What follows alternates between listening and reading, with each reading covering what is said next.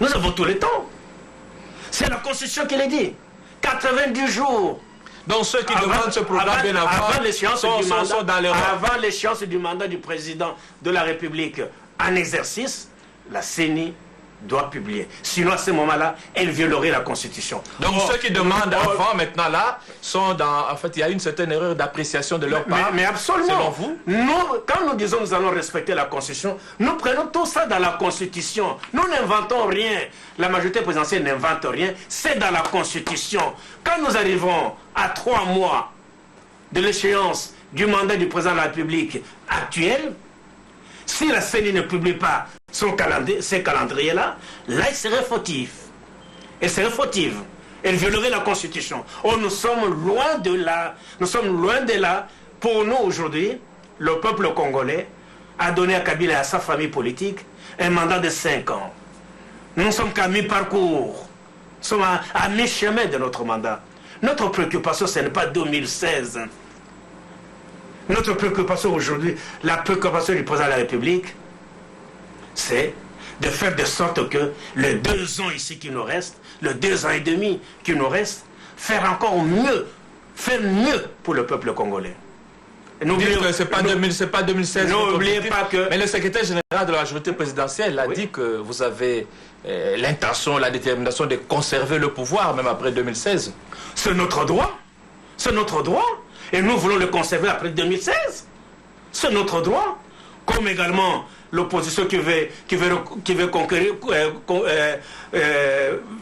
venir au pouvoir, c'est le droit également de l'opposition. Mais nous, c'est un droit légitime. Nous voulons conserver le pouvoir en 2016. Nous allons le conserver parce que nous en avons les moyens, nous en avons les intelligences et nous en avons le courage. Et parce que c'est pour le peuple congolais. Et surtout dans l'esprit et la lettre de la Constitution. Mais absolument. De la Constitution en vigueur. Alors, Monsieur Luzanga, l'opposition exige la suppression des élections locales et la tenue des provinciales au suffrage direct. Qu'est-ce que vous en dites, vous, au niveau de la majorité? Bien entendu que nous ne sommes pas d'accord. Nous fions à la CENI. Nous avons donné le plein pour pas... C'est la pleine confiance à la CENI, c'est le soutien total à cette institution. Je vais vous dire pourquoi.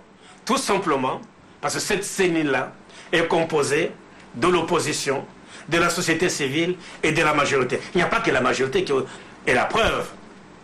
La preuve, le catholique, l'abbé catholique qui dirige la CENI. Qui est très proche de la majorité présidentielle, ça veut dire. Non, voilà des procès. Il vient de la société civile.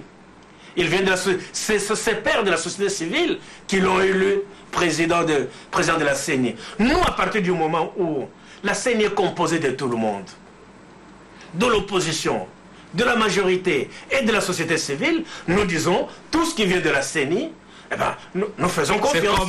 C'est comme des paroles de la Bible, et ça ne nécessite aucune révision. Parce que, tout est clair. Parce que toutes les composantes sont là-dedans. Vous savez, moi parfois je suis outré quand j'entends l'opposition en train de vociférer de mensonges, en train de ne pas dire la vérité à notre peuple. C'est quoi la vérité? Mais l'abbé Apollinaire Malou, vous croyez, quand il vient au bureau de la CENI, c'est comme il vient dire la messe, il dit la messe, et les autres l'assistent, ils assistent à la messe, et à la fin de la messe, il dit « Ainsi soit-il ». Et les autres répondent « Amen ». Non, ça ne se passe pas comme ça. Je crois c'est des citoyens bien, c'est des messieurs bien, que l'opposition a choisi en fonction de leurs compétences, que l'opposition a choisi en fonction de leur intégrité morale et intellectuelle, comme aussi toutes les autres composantes. Nous n'avons pas envoyé, nous avons envoyé des gens également, comme la société civile. Chacun a envoyé peut-être le meilleur de ce qu'ils avaient dans leurs composantes. C'est pour ça que nous disons, d'office, nous faisons confiance tout ce qui vient de la CENI. Alors, selon vous, pourquoi l'opposition politique, par exemple, pense que l'abbé président de la CENI est un peu proche de la majorité présidentielle que de l'opposition? Je vais vous donner la réponse, c'est très simple. D'abord, quand vous parlez de l'opposition, de quelle opposition? C'est un groupuscule d'individus. Comment? C'est un groupuscule d'individus de l'opposition, bien entendu. qui parle, qui est en train de jaser, de vociférer de mensonges. Je dis bien un groupuscule. Ce n'est pas que vous de la majorité présidentielle déstabilisez. Ce n'est pas tout. C'est pas nous qui les déstabilisons, ce sont eux-mêmes. Parce que cette opposition dont vous parlez, à laquelle vous faites allusion, elle n'est d'accord sur rien. C'est l'opposition qui fait semblant, qui crée tous les jours de regroupement. Aussitôt qu'il crée un regroupement, le lendemain, c'est le regroupement. On va en parler, monsieur Lusanga. On va l'arriver là. On va l'arriver là. Nous étions en train d'avoir votre point de vue sur le suffrage direct tel que réclamé par l'opposition. Vous dites que vous n'êtes pas d'accord. Non, nous ne sommes pas du tout d'accord. Nous, c'est le calendrier de la CENI. Nous faisons confiance à la CENI. Nous n'avons pas de discussion à ce stade-là de faire avec la CENI. Parce que pour la simple raison que la CENI est composée de tout le monde, y compris les gens de l'opposition. Voilà. Voilà, on va progresser dans cette émission. Juste une question en ce qui concerne vous de la majorité présidentielle. Est-ce que vous avez déjà pensé ou réfléchi sur la question de l'alternance au sein de votre famille politique 2016 approchant? Nous sommes loin de 2016. Ce n'est pas notre préoccupation. Je vous ai dit tout à l'heure, là. Le moment viendra où nous parlerons, nous abordons ce problème. Mais pour l'instant, Kabila est là. Il lui reste 2 ans et demi. C'est notre chef de file. Eh bien, nous travaillons. Il nous exhorte d'abord à travailler. Travailler encore d'ici 2016. Donc ce n'est pas notre préoccupation, nous n'en parlons pas, nous en parlons certainement le moment venu. Mais pour l'instant, ce n'est pas notre préoccupation. Alors, M. Lusanga, à quand le gouvernement de cohésion nationale tant promis, puisque au niveau de l'opposition déjà, ça crée des dissensions, il y en a qui partent en attendant que le gouvernement n'arrive, et vous tirez des ficelles pour qu'il y ait justement des départs dans le cas adverse. À quand ce gouvernement finalement? Le gouvernement aura bel et bien lié au gouvernement de cohésion nationale parce que c'est une recommandation de concertation nationale. Nous avons besoin de cette cohésion nationale et le gouvernement, le président de la République venait de parler encore le 30 juin et il a confirmé que le gouvernement de cohésion nationale verra le jour bientôt. Je comprends humainement nos amis de l'opposition qui piaffent d'impatience. Ils veulent venir aux affaires avec nous. Vous voulez d'abord leur vider toute leur substance et diviser complètement et après... Non, pas du tout. Mais qu'ils prennent patience. Vous savez, je vais vous renvoyer à la fable de La Fontaine. Patience et longueur de temps font plus qu'agitation, ni que force, ni que rage. Qu'il soit patient. Déjà, dans l'opposition républicaine, il y a des départs comme M. Lusanga qui a claqué la porte déjà. Et tout ça sous le... Puisque c'est vous... Les ficelles sont les causes profondes sont à chercher dans la majorité présidentielle, semble-t-il. Puisque c'est vous qui citez le nom de Lusanga. Je crois que c'est un problème interne. C'est un problème interne à l'opposition républicaine. Dans le soubassement viendrait de la majorité présidentielle, M. Lusanga. C'est un problème interne à l'opposition républicaine dont nous avons salué la naissance d'ailleurs. Parce que c'est une opposition responsable. C'est une opposition qui construit.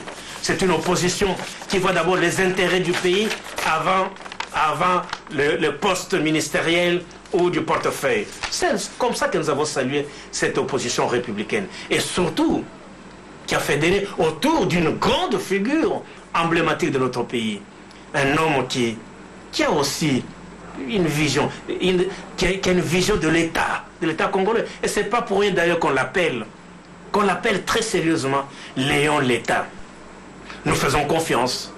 Mais quant aux autres, ceux qui partent, qui multiplient des conférences ici et là, qui veulent partir, parce que... Sous votre égide, sans doute. Ce n'est pas sous notre égide. C'est connu. Ce n'est pas sous notre égide. Ils sont impatients. Voilà, ce sont ceux-là. Justement, vous créez des mécanismes d'impatience. Non, écoutez. Amenant jusqu'au pourrissement. Écoutez, le chef de l'État, d'abord, c'est une prérogative constitutionnelle qui revient au seul chef de l'État.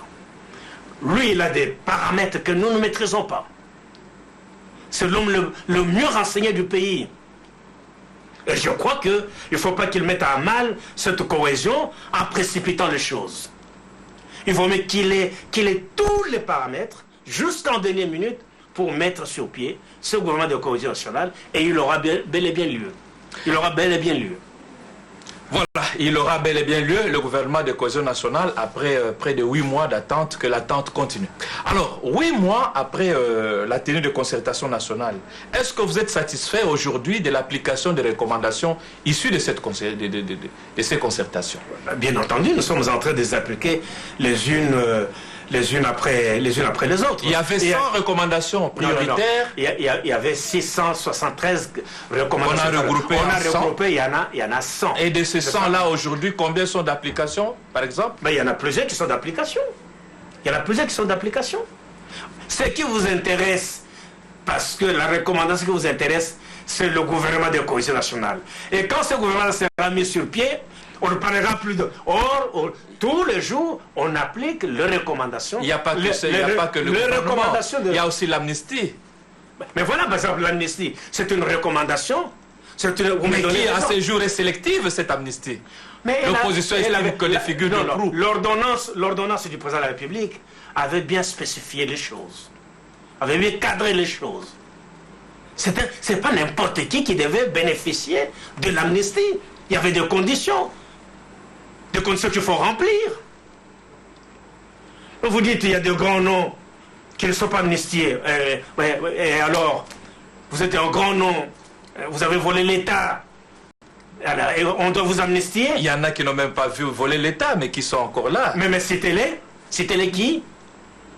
Parce que l'ordonnance a donné des conditions. Citez-moi qui est dans ces conditions-là, données par l'ordonnance présidentielle, et qui ne bénéficie pas de l'amnistie. Citez-moi le nom. Le pasteur Coutinho sortira quand de sa prison, monsieur Lusanga? Mais il n'est pas concerné par l'amnistie. Voilà, allons-y. Citez notre nom. Diomin Dongala non plus. Diomin Dongala, c'est une affaire de la justice de notre pays. Vous avez les explications. Il est entre les mains de la justice. Ça, c'est pour des faits que vous connaissez, et il n'y a que la justice qui peut les blanchir. Curieusement, il n'est pas concerné. Curieusement, c'est la majorité présidentielle qui maîtrise le mieux les arguments pour expliquer. Diomin Dongala n'est pas concerné. C'est un problème de la justice. Faites confiance à notre justice. Il a été jugé. Eh bien, il n'est pas concerné par l'amnistie. Ne faisons pas l'amalgame. L'amnistie, les conditions d'amnistie ont été claires, bien expliquées par le gouvernement, par notre gouvernement, par la ministre de la Justice, par le ministre des Médias, les porte-parole du gouvernement. Et vous, la presse, vous avez repris ça convenablement. Il y a des conditions. Ceux qui méritent l'amnistie, eh bien, ils seront amnistiés. C'est comme ça que nous sommes en train d'aller crescendo. Au fur et à mesure que nous avançons, elle n'est pas sélective, l'amnistie. Elle a ses conditions et nous posons. Ce sont ces conditions-là que nous appliquons. Voilà. Alors, dans une certaine mesure, il y en a qui pensent que 8 mois après la tenue de concertation nationale, le degré d'application des recommandations est vraiment moindre, puisqu'on parle de 3 ou 4 grandes recommandations seulement sur les 100. Alors, à cette allure, on arrivera à la 100e recommandation après 2018, certainement. Nous avançons. Vous savez qu'il y a des recommandations de concertation nationale qui peuvent toucher encore la révision de la Constitution. Et là, vous allez encore crier. Par exemple, la loi sur la nationalité, c'est une des recommandations de concertation nationale.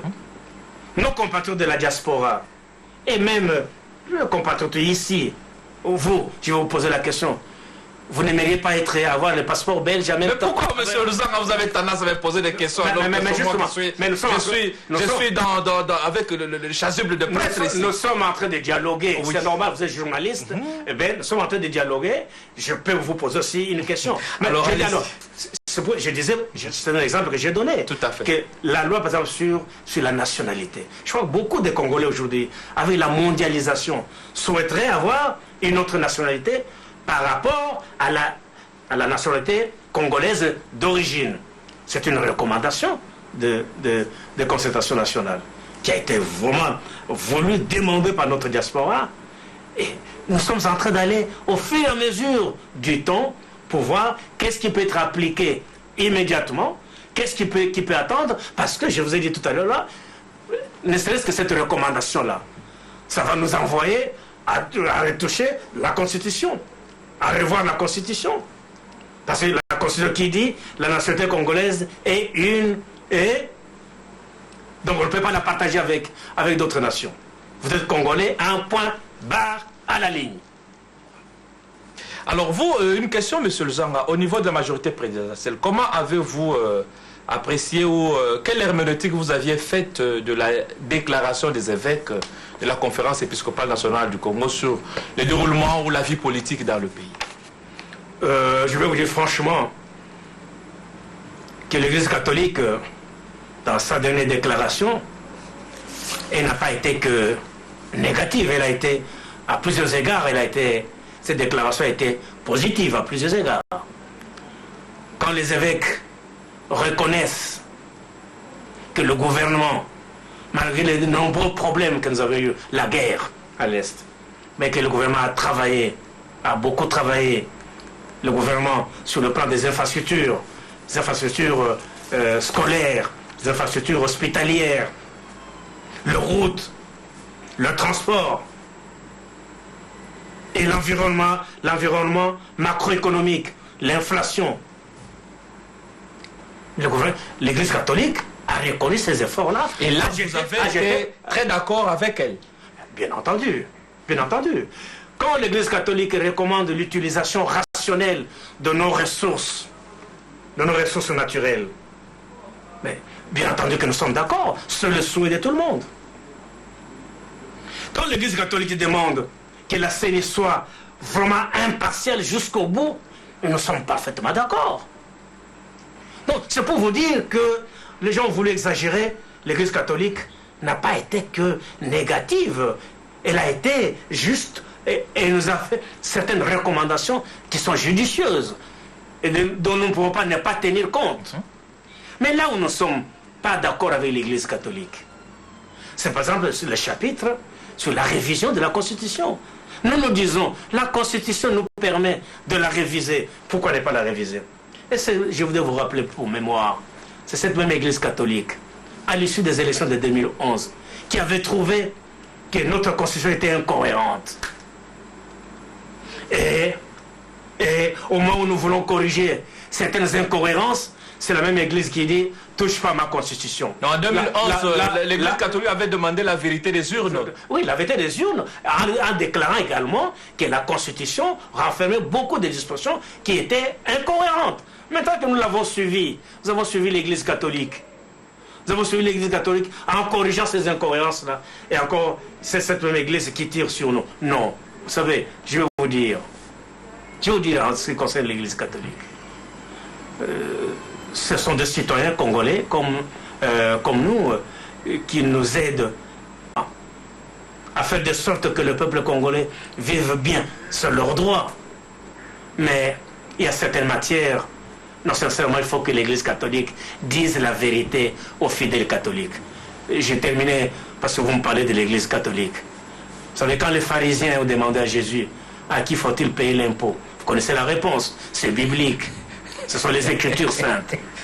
Rendez à César ce qui est à César et à Dieu ce qui est à Dieu. Vous voulez demander à l'Église catholique de ne pas se mêler de la politique, clairement, si je comprends bien. Bien entendu, que l'Église catholique a déjà beaucoup de choses à faire, à ramener les fidèles qui quittent l'Église, qui vont dans les Minzamizan. En fait, mais ces fidèles-là, c'est vous, M. Luzanga. Vous aussi, en tant qu'homme politique. Et vous allez voir, vous allez voir politique. Vous allez voir les animateurs vous politiques. Allez voir il y a des catholiques qui sont gérés aussi par les évêques. Tous ceux qui dirigent les églises de réveil, ce sont des anciens catholiques.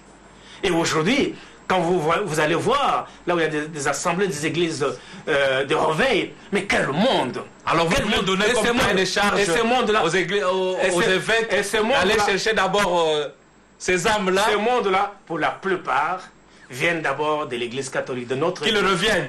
Qu'ils reviennent. Voilà la tâche qu'ils ont. C'est une tâche immense. Une tâche immense de faire... Et non réfléchir sur...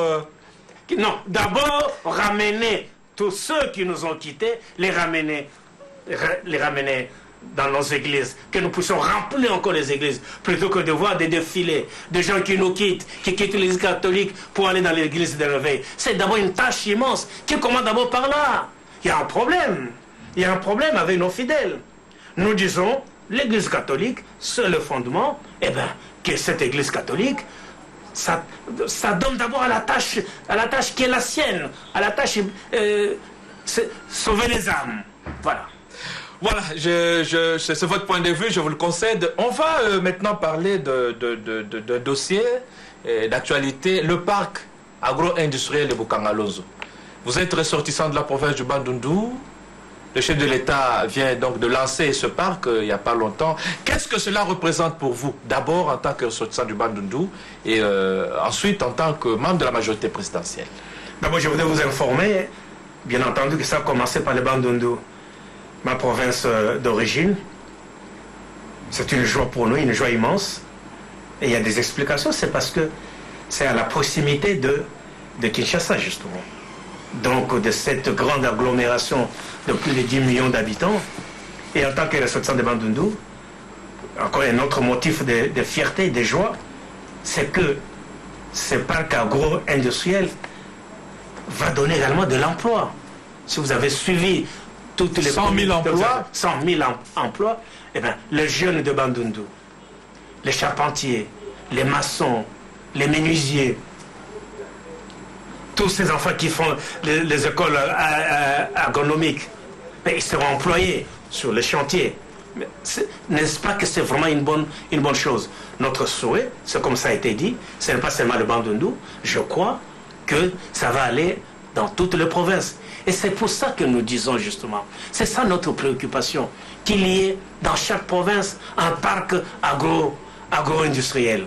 Et c'est faisable, et c'est possible. Ce n'est que la volonté politique. Et comme Kabila a cette volonté de transformer ce pays, il a la volonté de moderniser ce pays. Il faut croire en lui. Est-ce que vous ne pensez pas que ça vient un peu en retard par rapport aux attentes de la population depuis en retard par rapport à des années Écoutez, faisons les choses graduellement, méthodiquement. Nous venions de la guerre. Ah, mes chers amis, nous venions de la guerre. Tous les efforts, tout notre budget, si pas la moitié du budget, allait à l'effort de la guerre. Et aujourd'hui que la stabilité est là, la stabilité politique, la stabilité économique, la stabilité sécuritaire, la stabilité tout court, elle est là. Mais maintenant, nous commençons à nous attaquer à d'autres problèmes. N'est-ce pas que c'est une démarche tout à fait rationnelle? Et puisqu'on doit l'étendre sur d'autres provinces, faisons des petits calculs en forme de 2014, c'est en fait juillet 2014, c'est dans le Bandundu. La prochaine étape, c'est dans quelle province? Et pour arriver aux 11 provinces, ça va prendre combien de temps? Mais d'abord, et dans l'entretemps, c'est proche de 2016. Autant de calculs, monsieur Luzanga. Personne ne vous a dit la périodicité d'installation de ce parc agro-industriel. Mais ça pourrait être dans 6 mois, nous pourrons aller dans une autre province. Ça dépend de nos moyens. Ça dépend du budget. Et n'oubliez pas que c'est un budget proprement congolais. Ce n'est pas de l'extérieur, c'est notre budget. Quand les moyens nous le permettront, et nous créerons ce parc agro. Il n'y a jamais trop tard pour bien faire. Nous sommes en train de tout rationaliser, de sorte que le peuple congolais, partout où il se trouve, dans toutes les provinces, puisse être bénéficiaire de ce projet de parc agro-industriel. Alors, parc agro-industriel de Boukangalonzo, une promesse de campagne ou un devoir accompli? Mais écoutez, je remarque que vous êtes comme les gens de l'opposition. Je suis journaliste, monsieur Luzanga. Je ne suis que journaliste. Vous êtes un homme de peu de foi. Et de mauvaise foi, monsieur le journaliste. Mais je respecte votre point de vue sur mon plateau. C'est une réalité. Et je vous dis que le premier maïs, nous allons le manger au mois de mars. Ce n'est pas de la fiction. Parce que vous n'avez pas été là-bas. Moi, j'y ai été là-bas 2 fois. Mais il faut voir les engins qu'il y a là-bas. Il faut voir les avions qui sont là-bas. Une piste. Non, c'est un projet très sérieux qui va comprendre plusieurs volets. L'agriculture, l'élevage de poulaillers comme de bovins. C'est de la réalité, mon frère. Ce n'est pas de la fiction. Et ça commençait déjà à labourer. Le lendemain de la visite du président de la République, les tracteurs, les machines se sont mis déjà à labourer. À faire de la sémence, avec des méthodes ultramodernes. C'est un projet, je ne me trompe pas, en Afrique subsaharienne, je crois que nous sommes le premier pays. En dehors de l'Afrique du Sud, bien entendu.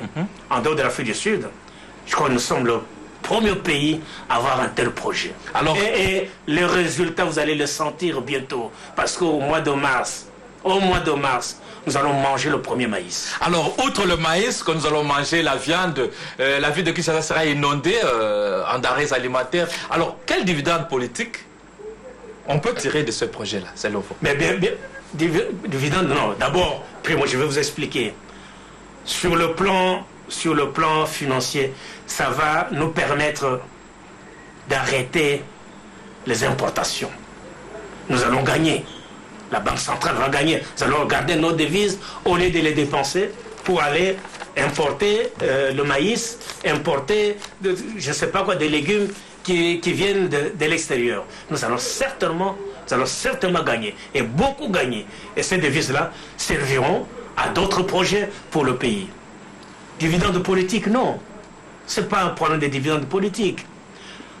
Joseph Kabila Kabange et sa famille politique, en 2016, nous avons fait des promesses au peuple congolais. Nous avons fait des promesses au peuple congolais. Et c'est avec de tels projets que demain nous serons comptables devant ce peuple congolais. Nous serons seuls comptables devant le peuple congolais pour dire oui, vous nous avez donné un mandat, vous nous avez fait confiance pendant 5 ans.